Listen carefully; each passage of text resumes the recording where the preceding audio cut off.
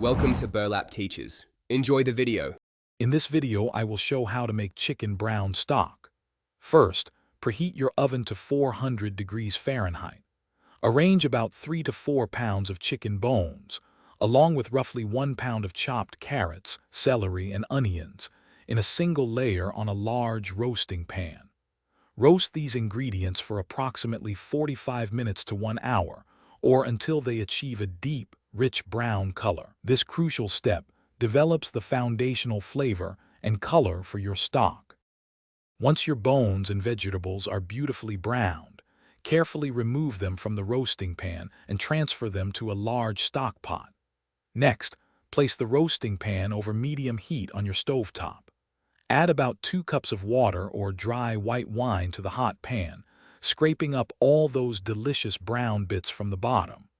Pour this flavorful liquid into your stock pot with the roasted ingredients. Now, add enough cold water to cover all the ingredients in your stock pot by about 2 inches. Bring the mixture to a gentle simmer over medium-high heat, then reduce the heat to low. Let it simmer uncovered for at least 3 to 4 hours, or even longer for a more intense flavor.